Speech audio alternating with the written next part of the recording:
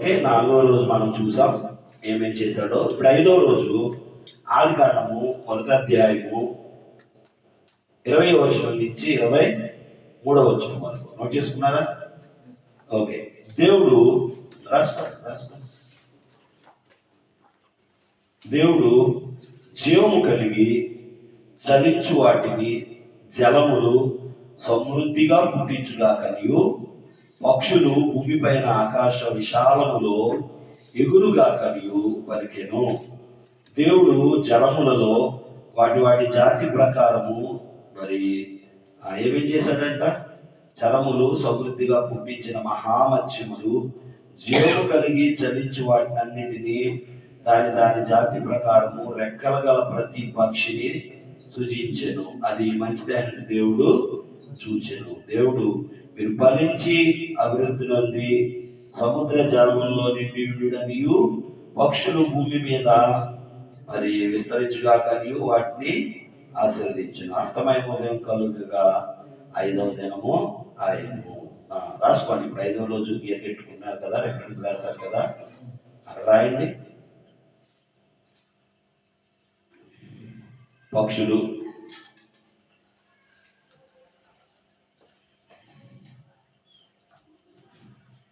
చేపలను రాసేసుకోండి. నీటిలో నివసించి అన్నీ ఇంకా నీటిలో ఏమేమి ఉంటాయి? చేపలు ఉంటాయి. ఇంకా చేపలేనా? ఇంకా కప్పలు చాలా రకాలు ఉంటాయి కదా సముద్రంలో.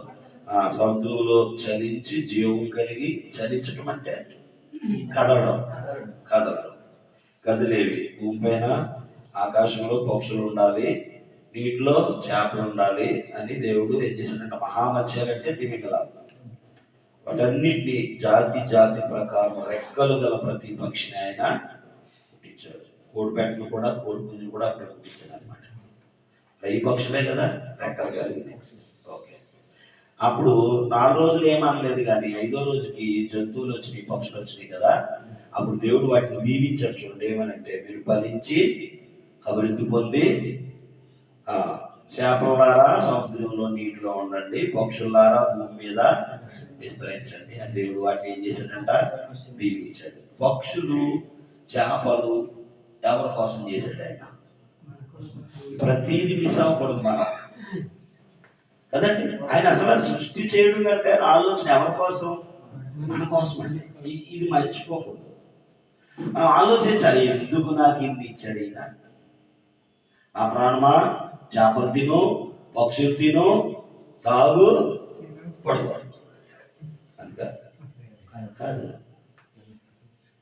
చూడండి, ఎప్పుడైనా సరే ఇప్పుడు జాబులు చేస్తారు కదా, గవర్నమెంట్ జాబులే చేస్తారు. వాళ్ళకి గవర్నమెంట్ క్వార్టర్ ప్రొవైడ్ చేస్తుంది. క్వార్టర్ అంటే మంది కదే, క్వార్టర్స్ ప్రొవైడ్ చేస్తారు. ఒకవేళ బ్యాచులర్ అనుకోండి, ఆర్మీ మిలిటరీ చూస్తే బ్యారక్స్ అని ఉంటాయి, క్యాంటీన్స్ ఉంటాయి. అంటే వాళ్ళకి రూమ్ ఇచ్చి ఫుడ్ పెట్టి మనకి చివరికి వేసుకున్న బట్టలు కూడా ఉతికి ఇస్త్రీ చేస్తుంది చాలా కంపెనీల్లో కూడా. ఎందుకు అన్ని? ఓ మిలిటరీ ఆయనకి ఇన్ని ఇచ్చారు, రూమ్ ఇచ్చారు, ఫుడ్ కూడా వాళ్ళే పెడుతున్నారు, బట్టలు కూడా వాళ్ళే ఉతుకుతున్నారు, మెడికల్ ఆరోగ్యం పరంగా డాక్టర్లు కూడా వాళ్ళే పెట్టి ట్రీట్మెంట్ కూడా వాళ్ళే చేస్తున్నారు. ఏం చేయమని? మిలిటరీ వాళ్ళు పని చేయాలి. ఏంటో పని? వాళ్ళు ఎక్కడ పెడితే అక్కడ దాన్ని కాపాడాలి, అంతేనా కదండి? దేశాన్ని ఏం చేయాలి? ఇవన్నీ ఎందుకు పెట్టారు? ఏ డ్యూటీ చేయాలండి. మరి ఎన్ని ఎందుకు ఎత్తాడు మనకినా? ఆయన పని చేయాలి. తేరగా వాడుకుంటామండి అన్ని. మనం గాలి ఎంత గాలి పీల్చేస్తామండి. గాలి విలువ ఎప్పుడు తెలుస్తుంది మనకి? ఆక్సిజన్ అందదు. అప్పుడు ఒక సిలిండర్ ఖరీదు ఎంత తెచ్చండి? మా అంటే గంటన్నర వస్తుంది ఆక్సిజన్ సిలిండర్. 1000-1200 రూపాయలు ఒక్కసారి గంట గాలి మనం పీల్చుకునేది. ఎన్ని గంటల గాలి ఊరికి పీల్చుకుని వదిలేస్తున్నామండి. దేవుడికి డబ్బులు అడుగుతున్నాడా? పీల్చుకోవటం వదిలేయటం, పీల్చుకోవటం కదా. దాని వాల్యూ ఎప్పుడు తెలుస్తుంది? పేర్ల మీదకి వచ్చినప్పుడు. అప్పుడు కూడా తెలియదండి మనకి. నీరు ఒక 4 గంటలు నీరు లేకపోతే ఏమైపోతాం? ఎంత నీరు తాగేద్దామంటే ఎవరిచ్చింది? ఎంత తిండి తినేస్తున్నాం? ఎక్కడి నుంచి వస్తుంది తిండి? భూమిలోంచే. ప్రతిదీ భూమిలోంచే. మనం వాడుకునే ప్రతిదీ ఎంత ఎండ ఉపయోగించుకుంటున్నాం. డబ్బులు అడుగుతాడంటే ఎప్పుడైనా ఆయన ఎప్పుడన్నా అడిగితే ఇవ్వగలమని పోనీ మరి ఎందుకు అడగట్లేదు ఆయన? అది మనం ఏం చేయాలి? కనీసం ఎంతో కొంత ఏం పని చేయాలి? ఎవరి పని చేయాలి? ఆయన పని చేయాలి. ఎంత చేస్తాం? అన్ని తినేసి మిలిటరీ కూడా శుభ్రంగా పడుకుంటాడు అనుకోండి, ఎంతో ఉంచుతారు మిలిటరీలో. అబ్బాయి నువ్వు ఈ డ్యూటీకి అంటగా ఇంటికి వెళ్ళిపోను, ఆయన నీకు తిండిది అంటగా, రూమ్ది అంటగా, మెడికల్ది అంటగా, ఇంటికి వెళ్ళిపోరంటారు. అంటారా? లేదా కూర్చోబెట్టి జీతాలు ఇస్తారా? కానీ మనల్ని కూర్చోబెట్టి ఏం చెయ్యకపోయినా కానీ ఆయన ఏమిస్తున్నాడు? జీతం ఇస్తున్నాడా లేదా? ఏమన్నా మనం తినే తిండి ఎక్కడి నుంచి వస్తుందంటే భూమి నుంచి. భూమి మనం కొన్నామండి. గాలి, నీరు, ఆరోగ్యం ఇవన్నీ ఎవరిచ్చి? ఆయుష్ ఎవరిచ్చింది? ఎంత తినేస్తున్నామండి, ఎంత చేస్తున్నాం? నిజంగా దేవుడు అడిగితే లెక్కలు అడగలుగుతా? అడుగుతాడా? లెక్కలు ఏం చెప్తామండి? మనం ఎంత చేశానని చెప్తాం. చాలా మంది కూడా దిగజారిపోయి దైవ సేవకులు జీతాలు పని చేస్తున్నారండి. ఆల్రెడీ ఆయన జీతం ఇస్తున్నాడా లేదా మనకి? పౌలు ఏమంటాడు? నాకు జీతం ఏమి దాచుకోకుండా వాక్యం చెప్పడమే నాకు జీతం అంటాడు అన్నాడు. చదవండి. అలా అయితే నా జీతం పెట్టి వాక్యాన్ని ఫ్రీగా బోధించడం నా జీతం అంటాడు. ఇప్పుడు దేవుడు మనకి ఆ ఆయుష్ని ఇస్తున్నాడు, పిల్లల్ని, ఫ్యామిలీని ఇస్తున్నాడు, భార్యలు ఇస్తున్నాడు, భర్తలు ఇస్తున్నాడు, బోర్డు ఇల్లులు ఇస్తున్నాడు, అన్ని ఇస్తున్నాడు దేవుడే కదండి. ఈ కాకుండా మనం ఏం ఇప్పుడు గవర్నమెంట్ ఉద్యోగికి జీతం ఇస్తున్నారండి. జీతం కాకుండా ఈ చేసే పనులకి ఎక్కడన్నా కానీ డబ్బులు తీసుకున్నాడు అనుకోండి, దాన్ని ఏమంటారు? అంతేనా? మరి ఇప్పుడు దేవుడి సేవ చేసే మనకి దేవుడు జీతం ఇస్తున్నాడు కదా, మన ఫ్యామిలీని కాపాడుతున్నాడు కదా. మరి మళ్ళీ అక్కడెక్కడ చేయించాలి తీసుకుంటే దాన్ని ఏమంటారు? జీతం అంటారా, లంచం అంటాడా దేవుడు? లంచం. చాలా మందికి అర్థం కావట్లేదు. ఇది లంచం అంటది.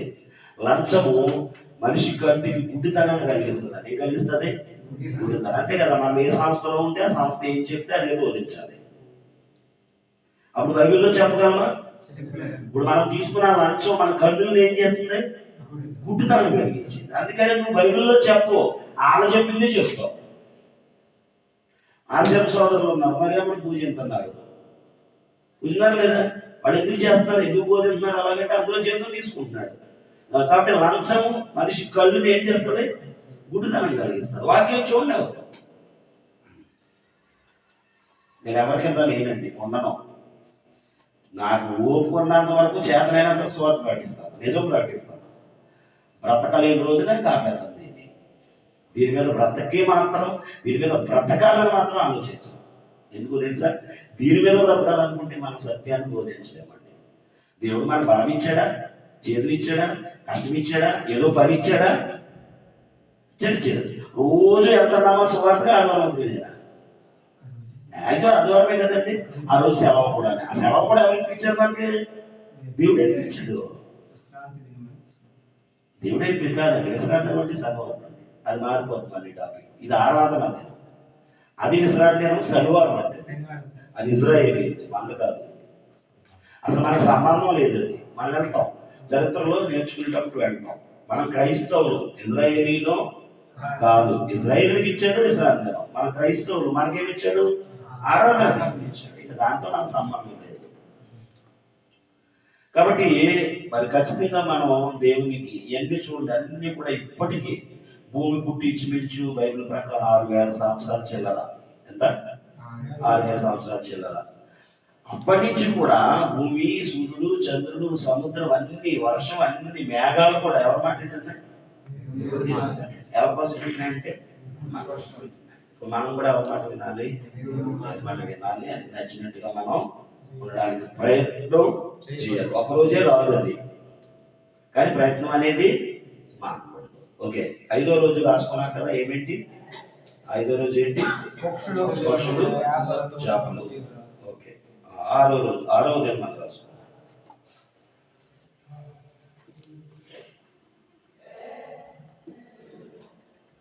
6వ రోజు ఇంకేం మిగిలిపోయి భూమి మీద మనం చూసి? చెట్లు వచ్చేసినాయి కదా, వచ్చేసినాయి. గడ్డి వచ్చింది. నీరు, సూర్యుడు, చంద్రుడు, నక్షత్రాలు, పక్షులు, చేపలు వచ్చేసినాయి. ఇంకేం రావాలి? మానవుడు. ఇంకా ఇందాక ఏం తిన్నారు?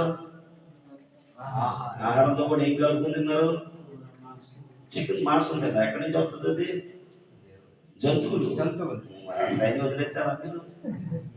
చూడండి దేవుడు ఎన్ని పెడతాడు చూడండి. మాకు ఆయన 10 వేపుడు వేపుతాడు వాళ్ళని. నిజం సార్. మీరు ఎప్పుడైనా చూడండి, ఆవులు గేదెలు చూడండి, అవి ఒక రకమైనయే తింటాయి. రకరకాలు తినేది పందట. నిజమండి. మేకలు ఒక రకమై తింటాయి. కుక్కలు కూడా మ్యాక్సిమం కొన్ని తినవాయి, బంధాలకు కాదట. అలా పెంచుతున్నాడు దేవుడు మాకు అన్ని పెట్టి కదా. ఎప్పుడో వేస్తాడు ఏంటో పువ్వు పట్టుకుంటున్నాడు అనమాట క్రైస్తవులు చాలా మంది కదా. ఓకే చూడండి, ఎన్నో రోజు? 6వ రోజు. రాసుకోండి ఫ్రెండ్స్. 24 నుంచి 1 ఆదికాండం 24 ఒకటో అధ్యాయం 1వ వచనం 23 24 వచనం నుంచి 24 నుంచి వరకు రాసేసుకోండి. 31వ వచనం 31.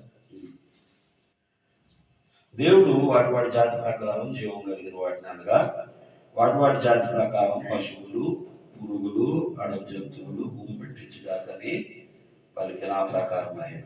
దేవుడు ఆయా జాతుల ప్రకారం అడవి జంతువులు, ఆయా జాతుల ప్రకారం పశువులు, ఆయా జాతుల ప్రకారం నేలను పాకు ప్రతి పురుగులు చేసిన అది దేవుడు మంచిదైన దేవుడు చూసారు. రాసుకోండి. 6వ దినం గీతెట్టుకోండి. రిఫరెన్స్ రాసుకున్నారా? ఆదికాండం 1:24 నుంచి 31 రాసుకోండి. అక్కడ జంతువులు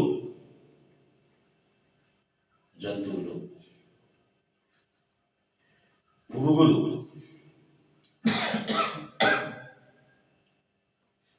పశువులు, రెండోది ఒకటి, అడవి జంతువులు, పురుగులు, పశువులు అన్నింటినీ కూడా దేవుడు ఎన్నో రోజు చేశాడండి? 6వ రోజు. ఎక్కడి నుంచి పుట్టినాయి? భూమి నుంచి. అన్నిటికీ పుట్టక ఇంచుమించు భూమే. భూమి నుంచి అన్ని పుట్టినాయి, మళ్ళీ భూమిలోకి పోతాయి.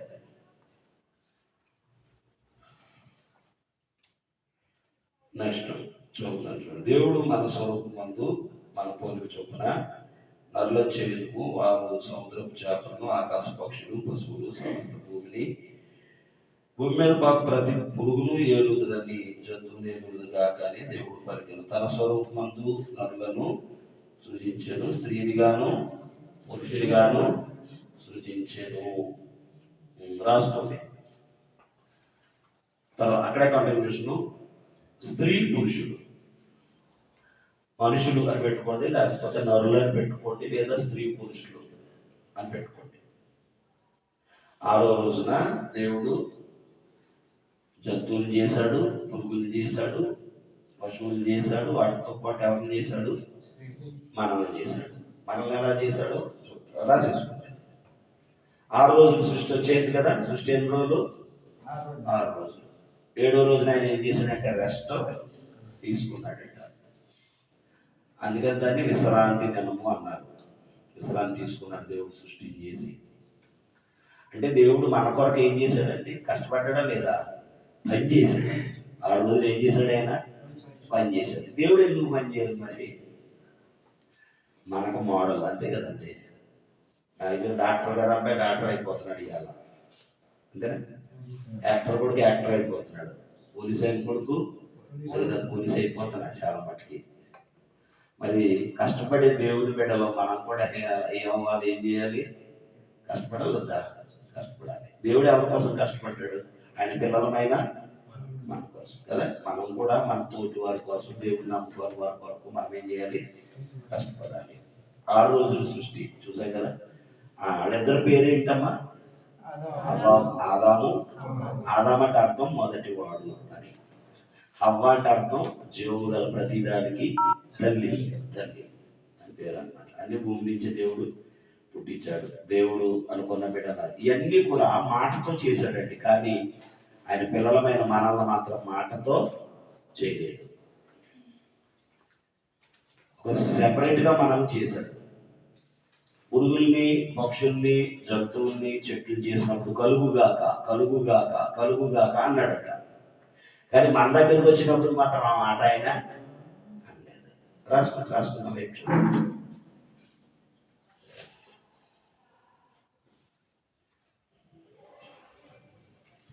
కదా. 5 రోజులు కూడా మీరు చివరిలో కలుగు గాక మాటతో చేశాడు. ఆయన మాట అనగానే ఆటోమేటిక్గా అవి కలిగిపోయింది. కానీ మన దగ్గరకు వచ్చేటప్పటికి, ఆయన పిల్లల దగ్గరకు వచ్చేటప్పుడు మాత్రం ఆయన ఏం చేశాడంటే తన చేతులతో చేశాడట. 2 అధ్యాయానికి వెళ్ళండి. మీకు తెలిసిందే కదా, మళ్ళీ చూపించాలా. ఏం చేశాడు దేవుడు? మట్టిని తీసుకున్నాడట. ఎక్కడి నుంచి తీసుకున్నాడు మట్టి? అప్పుడు వర్షాలు లేవటండి. ఏం లేవు? వర్షాలు లేవు. అప్పటి వరకు వర్షం ఏమి కురలేదు. తర్వాత వచ్చింది వర్షం. చూడండి సార్, 2 అధ్యాయము ముగించుకుందాం. ఇంకొక 5 నిమిషాలు ప్రార్థన చేసేసుకుందాం. 2 అధ్యాయము 4వ వచనం నుంచి చదువుతున్నాను చూడండి. దేవుడైన యెహోవా భూమిని ఆకాశంలో చేసిన దినమందు భూమి ఆకాశములు సృజించినప్పుడు వాటి ఉత్పత్తి క్రమం ఇదే. అది వరకు పొలమందలు ఏ పొద భూమి మీద పడలేదు, పొలమందలు ఏ చెట్టును మొదలు. అంటే మళ్ళీ ప్రారంభం గురించి కొద్ది మాటలు మాట్లాడుతున్నారు అంతే తప్ప మళ్ళీ రిపీట్ ఏమైంది మాత్రం కాదనమాట. ఎలాగ దేవుడైన యెహోవా భూమి మీద వాన కురిపించలేదు ఉందట.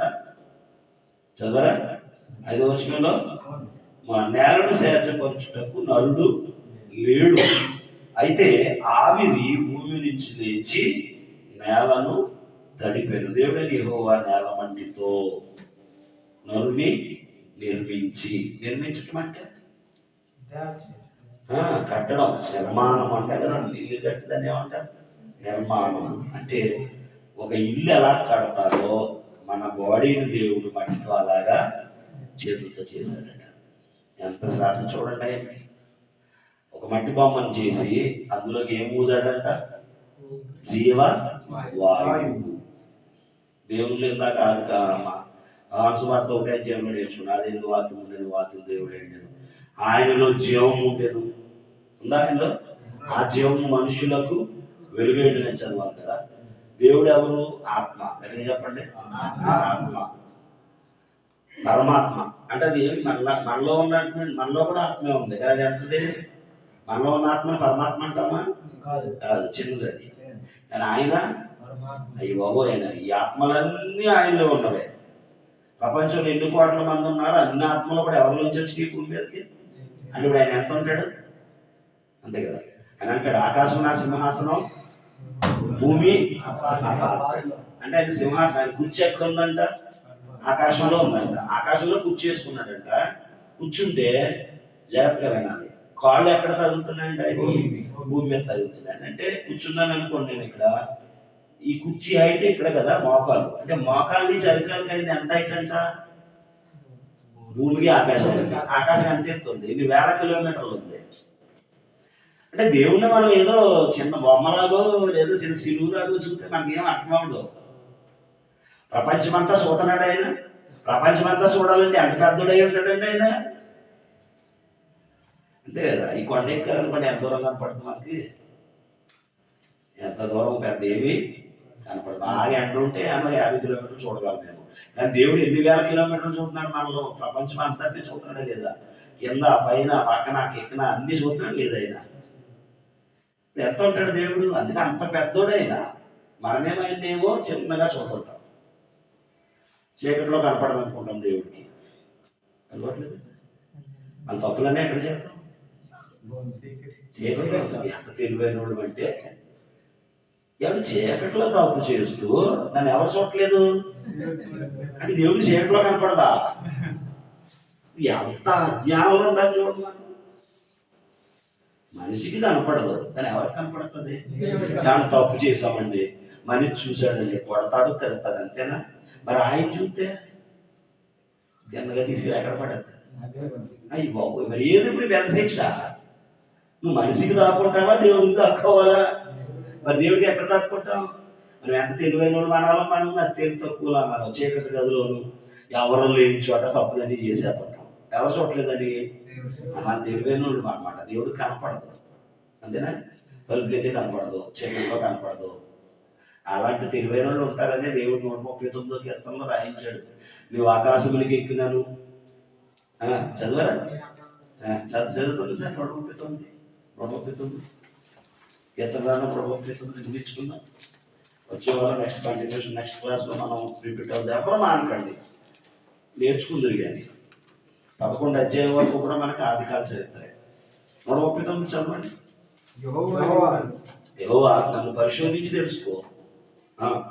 నేను కూర్చుండుట నేను కూర్చుండుట ఆగాలి.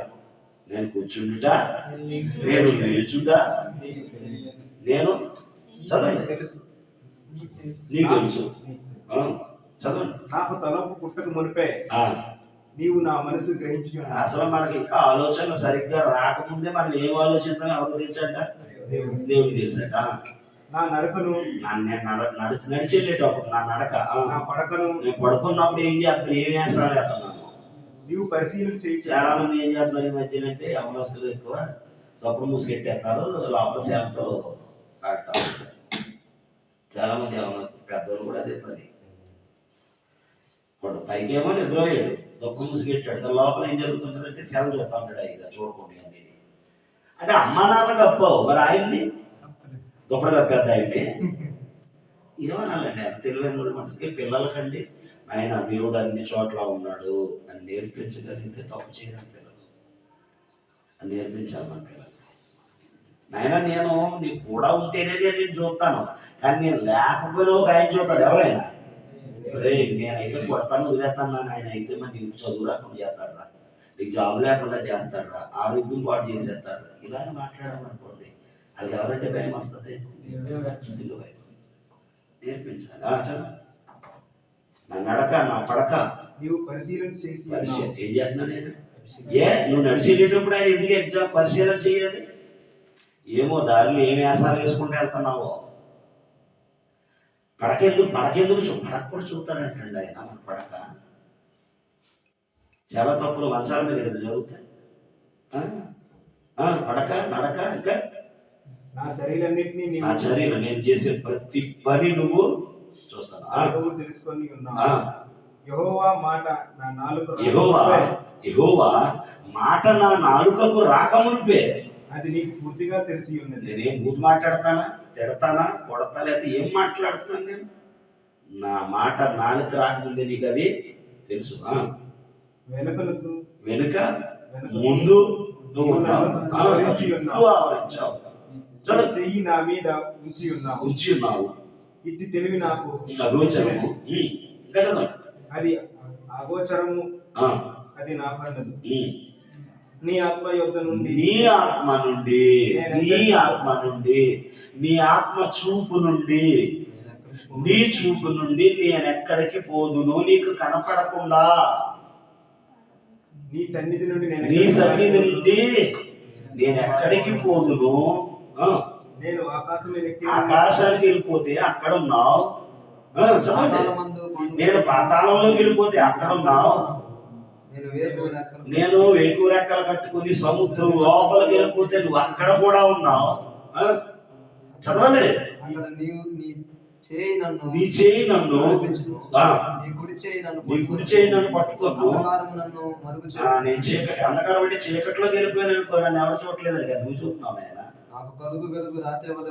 జాగ్రత్తగా అర్థం, ఎక్కడ చేస్తా ఎక్కడికి వెళ్తూ ఆపుకుంటామండి దేవుడిని కాడపడకుండా. తెలివైన వాళ్ళు తెలుగు తక్కువ మరి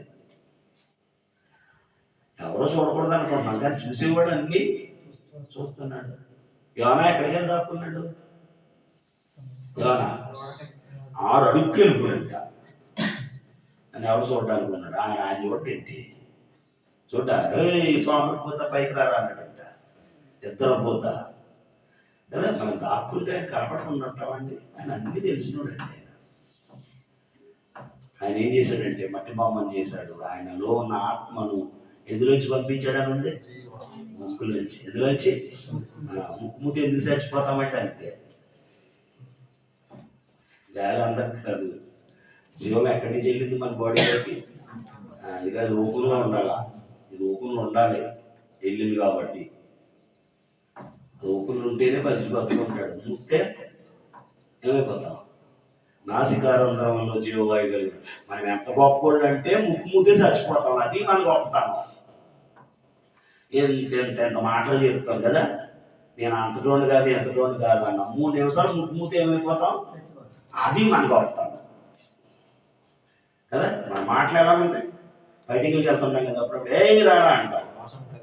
నేనేం కత్తెట్టుకుని కూడా అవసరం లేదు, 2 నిమిషాలు నీ ముక్కు మూసేది చచ్చిపోతాం. అది మరి కెపాసిటీ. నాసికారంధ్రంలో జీవవాయువు కలిగినాడు. కానీ ఎంత లేచి చేస్తా ఉంటాడు మాకు కదండి. అప్పుడప్పుడు చూపిందా కదా విశ్వరూపమందే. కొంతమంది నోటితో చూపింటారు, కొంతమంది చేతులతో చూపింటారు విశ్వరూపాలన్నీ. మనం అర్థం చేసుకోవాలన్నమాట. నాయన నీ ముక్కులోని నీ ఊపిరంతా ఉందా అబ్బాయి, మూతే చచ్చిపోతాం. పడాల్సిన పని కూడా లేదు. కాబట్టి మనం ఎంత గొప్పడో మనం అర్థం చేసుకోవాలి. ఒకటి మనం నేర్చుకోవాల్సింది వాళ్ళు ఏంటంటే, దేవుడు దేవదూతలు ఏ పని అయితే చేయలేదో ఆ పనిని మన ద్వారా చేయాలనుకున్నాడు. ఏంటి ఆ పని అంటే, మనం దేవుడిని మహిమపరచాలి. రెండోది ఆయన స్తుతిని ప్రచురం చేయాలి. స్తుతి అంటే ఏంటి? మహిమ అంటే ఏంటి? క్వశ్చన్ మీకు. స్తుతులు అంటే ఏంటి? మహిమపరచడం అంటే ఏంటి? ఈ తెలియకేనండి 180 మంది క్రైస్తవులు దేవునికి దూరం అయిపోతున్నారు, అడ్డదారిలో వెళ్ళిపోతున్నారు. ఇది వచ్చేవారు నెక్స్ట్ క్లాస్లో పాఠం. ఇది చాలా అమూల్యమైన పాఠం. ఇది మహిమపరచడం. ముందు ఆయన మనం ఏర్పాటు ఎందుకు చేసుకుంటే మహిమపరచడం కదండి. మహిమపరచడం అంటే ఏంటి? స్తుతించడం అంటే మీరు చెప్పండి, అర్థమైంది. స్తుతించడం అంటే ఎలాగా? పాటలు పాడటం. ఇంకా చెప్పాలి మరి. స్తుతించడం అంటే ఎలా స్తుతిస్తాం మనం? దేవుడు స్తుతించట్లేదు, మీరు ఎలా స్తుతిస్తున్నారు మరి? స్తుతించడం అంటే ఏంటి? చాలా సంఘాల్లో నిలబడి ఒక అరగంట పావు గంట ఆరాధన స్తుతి అంటారు. అది ఆరాధనైనా నిజంగా? అది స్తుతి అయినా నిజంగా? ఆలోచించారు ఎప్పుడన్నా? దేవుడికి స్తుతులు ఎలా కలుగుతాయి? స్తుతి అంటే ఏంటి? పోనీ స్తుతించడం అంటే ఏంటి? గనపరచడం. ఇంకా ఆయన నామాన్ని గనపరచడం. ఇంకా పొగొట్టం. ఇంకా చెప్పండి, మీరు చెప్తుంటే మీకు అర్థమవుతుంది. అందుకని నేను అడుగుతుంటా. పూర్వకాలంలో రాజులు కొంతమంది మనుషులు పెట్టుకునేవారంట పొగట్టాలి, స్తుతించడానికి. రాజుల టైంలో రాజుగారు వస్తున్నారనుకోండి సభలోకి, అక్కడ 5-6 నిలబడి అటు ఇటు రాజాది రాజమార్తాండ రాజగంభీర మహారాజు గారు వస్తున్నారు పొగడడం అనమాట. అది నిజం. పొగిడించుకోవడం. అలా పొగుడుతుంటే రాజుగారికి ఎలా ఉంటుంది? రాజమార్తాండ రాజగంభీర అన్నట్టుగా ఎలా ఉంటుంది? అబ్బో మన అంతటోడి పొగడం లేడని. అది స్తుతించడం కదా. మరేం మనల్ని అలా జీతాన్ని పెట్టుకోవాలి దేవుడు. స్తుతించడం అంటే ఏంటి అసలు? కనపరచడం కదా, పోగొట్టడం. మంచిదే. మహిమపరచడం అంటే రెండో ఒకటేనా? స్తుతులు మహిమ రెండో ఒకటేనా?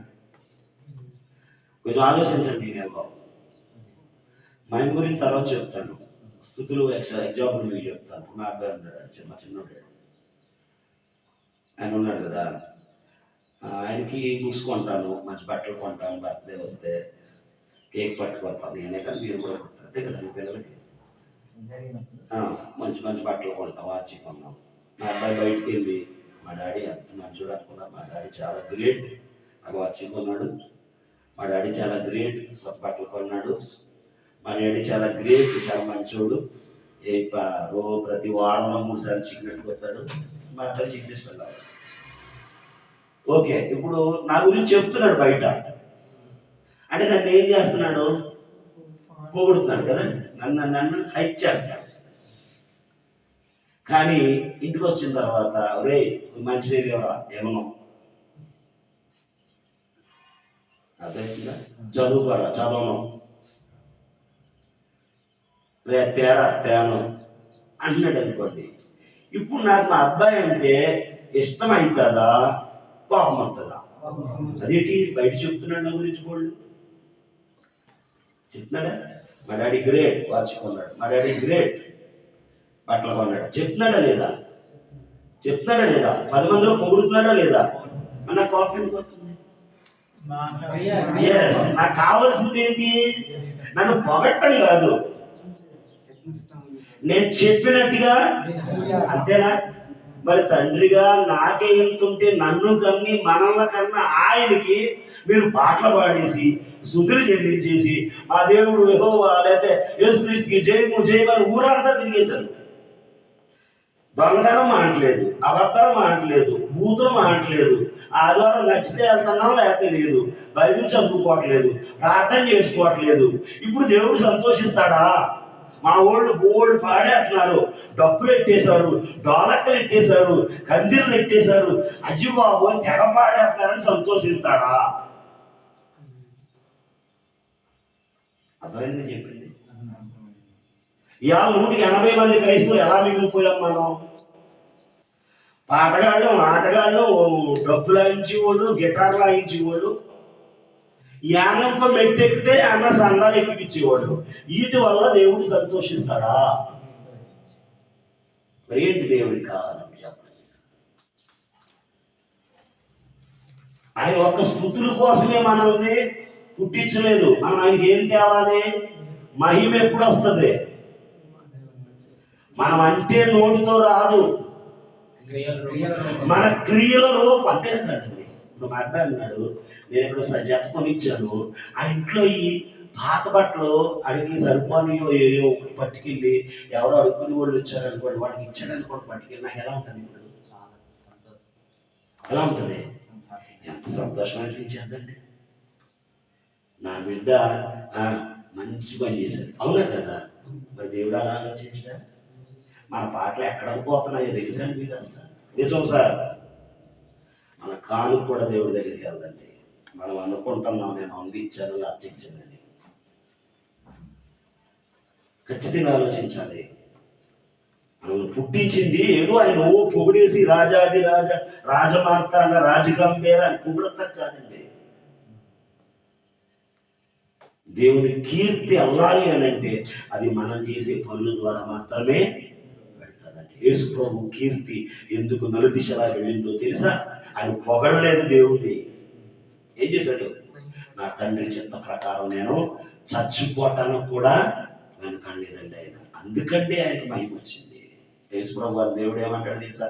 ఈయన నా ప్రియ కుమారుడు, ఈయన యందు నేను ఆనందిస్తున్నాను అన్నాడు. ఎప్పుడు అన్నాడు ఆ మాట?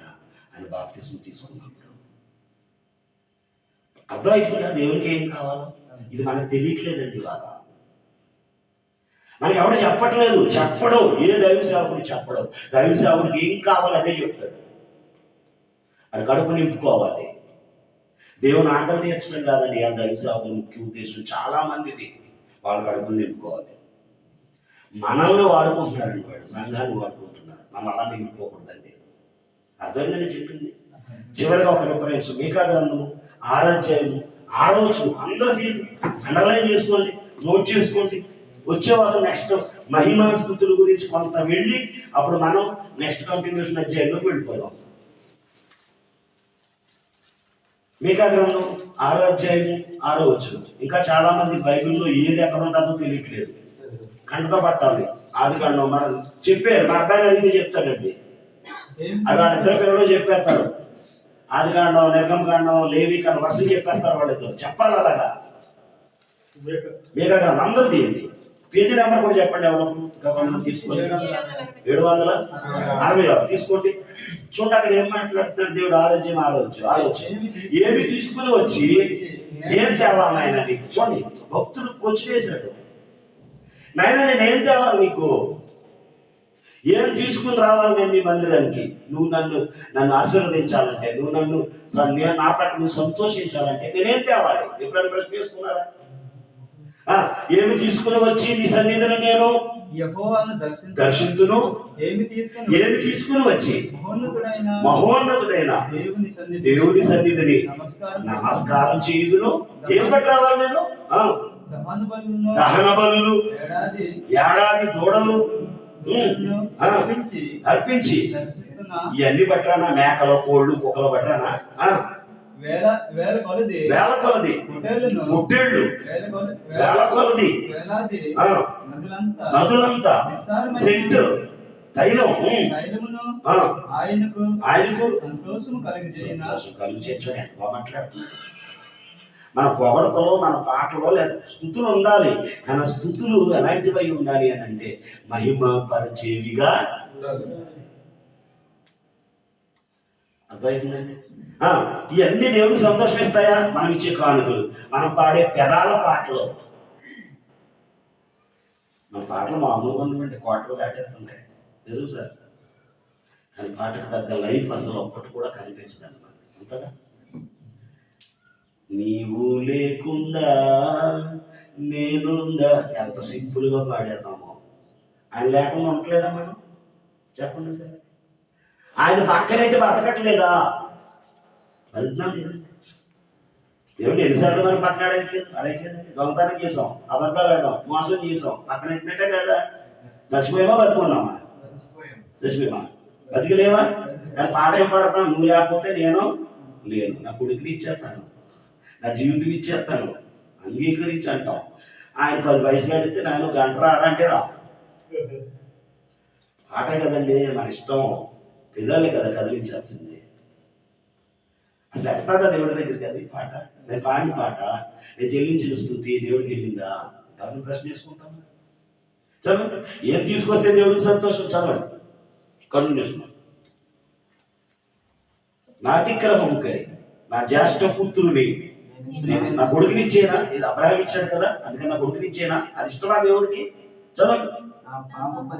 నా పాప పరిహారం అంటే నా గర్భఫలం ఇస్తున్నా. మనుషుడా దేవుడికి ఏది సంతోషమో ఈ సంతోషాన్ని దేవుడికి ఇవ్వో. మరేమిస్తాయి? మనుషుడా ఏది ఉత్తమమో నీకు తెలియజేయబడి ఉన్నది. ఏంటది? న్యాయముగా నడుచుకున్నటయు, కనికరము కలిగి ప్రేమించుటయు, నిన్ను నువ్వు తగ్గించుకొని నీ దేవుని ఎదుట ఈ 3 లేకుండా నువ్వు ఎంత ఆటగాడివైనా, పాటగాడివైనా, ఆటగాడివైనా దేవునికి ఏం ఉపయోగం? అదేం కావాలి? పాడాలి. కానీ హృదయం ఎలాంటిదై ఉండాలి? ఏ హృదయం నుంచి రావాలి ఆ పాట? న్యాయము కలిగిన హృదయం. మనమేమో ఎన్ని వదిలేసి ఏ డబ్బులు ఎట్టు రావాలి, ఏ గిటార్లు ఎట్టు రావాలి, ఏ డోలక్కలు ఎట్టు రావాలి, ఏ ఆర్కెస్ట్రా పెట్టాలి ఎవరు స్తుతించడానికి? అసలు అటు స్తుతించబడతాడు ఆయన? నిజమండి. క్రైస్తవ్యం దేవునిలో నుంచి, దేవుని ఆలోచనలోంచి ఎక్కడికి వెళ్ళిపోతుందో తెచ్చండి. ఇప్పుడు సైడ్ ట్రాక్ లోకి వెళ్ళిపోతుందండి, తీసుకుపోతున్నాం మనం. ఆయన ఆలోచన వేరే, మన ఆశయాలు వేరే. ఆయనకి ఎక్కడ మహిమ రావట్లేదండి, పొగడతలతో నింపేస్తున్నాం అంతే.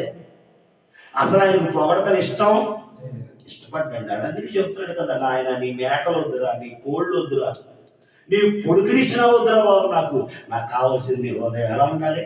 న్యాయముగా నడుచుకుని ఆయన న్యాయంగా బ్రతుకు, నాకు ఇష్టం, అదే నాకు బలి. 1000 మేకలు నరికినంత బలి ఎవరికి? 1000 మేకలు నరికితే ఎంత ఇష్టపడతాడో, మనం న్యాయంగా నడిస్తే దేవుడు అంతా ఇష్టపడతాడు. కానీ మనం సైడ్ అయిపోతున్నామండి. ఇవాళ ఎవడో చెప్తాడు, ఏదో చెప్తాడు. చూసారా, ఇందాక పాట రాశాడు, కథ మార్చగలవని. అసలు కథలే లేవు బైబిల్లో. కథలు ఎందుకు మారుస్తాడు ఆయన? బ్రతుకు మారుస్తాడా?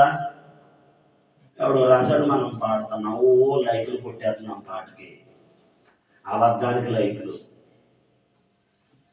సత్యానికి లైకులు, ట్రాక్ మారిపోతుంది. చాలా సందర్భాల్లో యెషయా 9 అంటాడు, ఈ ప్రజలు నన్ను పెదవులతో ఘనపరచుదురు అన్నాడా లేదా? ఈ ప్రజలు నన్ను పెదవులతో గణపరచుదురు, పెదవులతో స్తుతించుదురు, పెదవులతో పాడెదరు, గాని వారి హృదయము నాకు దేవుడికి కావాల్సిన హృదయం అని పెదవులా. మరి ఏమిచ్చేవాళ్ళుగా మిగిలిపోతున్నాం మనం ఇవాళ? పెదవులు. ఇవాళ క్రైస్తవుడు పాడడానికి ఇష్టపడుతున్నాడు తప్ప తన బ్రతుకులో క్రీస్తును, క్రీస్తు మాటలు నింపుకోవడానికి ఏ క్రైస్తవుడు ఇష్టపడలేదండి. ఇలాగే చచ్చిపోతే నరకం వెళ్ళిపోతామని మళ్ళీ చెప్తున్నాను. ఇలాగే చచ్చిపోతే నరకం పోతాం. మన వల్ల దేవునికి కానీ, మన వాళ్ళకి కానీ, మనకు కానీ లాభం ఉండదు. మార్చుకోవాలి సార్. హృదయం మారాలి. మనలో ఉన్న లోపాలు ఒక్కటొక్కటిగా చచ్చేలో విడిచిపెట్టాలి.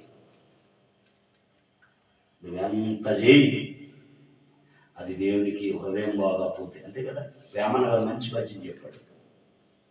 ఏంటి పద్యం చెప్తాడు? నాకు చాలా ఇష్టం అన్నమాట వేమన్న గారి పద్యాలు అంటే. పాట తీసేస్తాడు. అందుకే వేమన్నం తొక్కేసారు పక్కకి మన సోదరులు, హిందూ సోదరులు. ఆత్మశుద్ధి లేని ఆచారమదియేల, బాండ శుద్ధి లేని పాకమేల, చిత్తశుద్ధి లేని దైవ పూజలేలరా అన్నాడండి. ఆత్మశుద్ధి లేని ఆచారాలు నీ చేతే లాభం. ఏ శుద్ధి ఉండాలా? మనసు శుద్ధి ఉండాలి, హృదయపు శుద్ధి ఉండాలి. బాండ శుద్ధి లేని పాకం. కొండలో మంచిదే ఉండేదంట, కానీ కొండ బాగలేదంట. కొండ శుభ్రంగా లేదు, కానీ అందులో మంచిదే పోసాడట. తాగుతాడు ఎవడన్నా? అర్థమైంది మీకు? బాండం అంటే కుండ. కుండ శుద్ధి లేని అందులో మంచిదేమి ఉండవు, మటనే ఉండవు, కడిగేసి ఉండవు. కానీ కుండనేం చేయలేదు, కడగలేదు. కుండ అంతా కుళ్ళుతూ ఉంది. అంటే దేని గురించి చెప్తున్నాడు? హృదయం బాగుండకుండా నువ్వు పాటలు పాడితే ఏంటి, కానుకలు ఇస్తేయండి.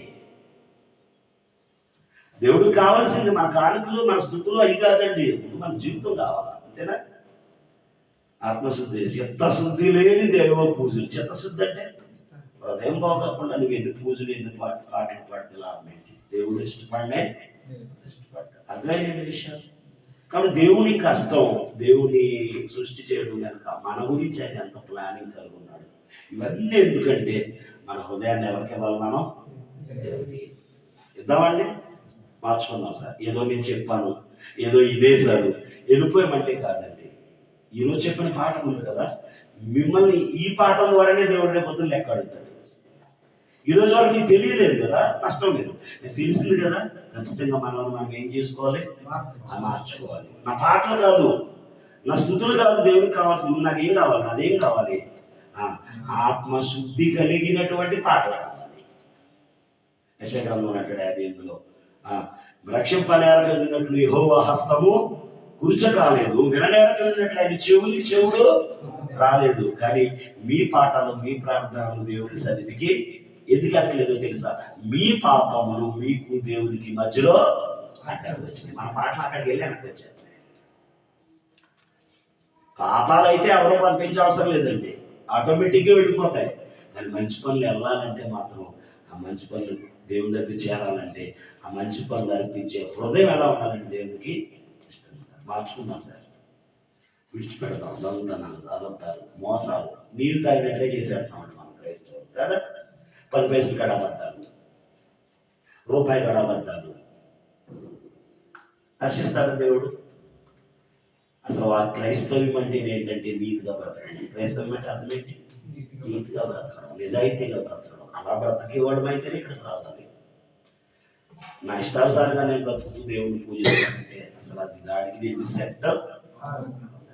ఇంకో విషయం చెప్తున్నాను, అలా బ్రతకడం వల్ల మన కుటుంబాలు ఆశీర్వదించబడతాయి. అలా బ్రతకడం వల్ల, అలా బ్రతుకుతూ స్తుతించడం వల్ల మన కుటుంబాలు ఉన్నతమైన స్థితిలో ఉంటాయండి. కింద ఉండమండి, మనం ఎక్కడ ఉంటాం? హైలో ఉంటాం. ఇది వాస్తవం అండి.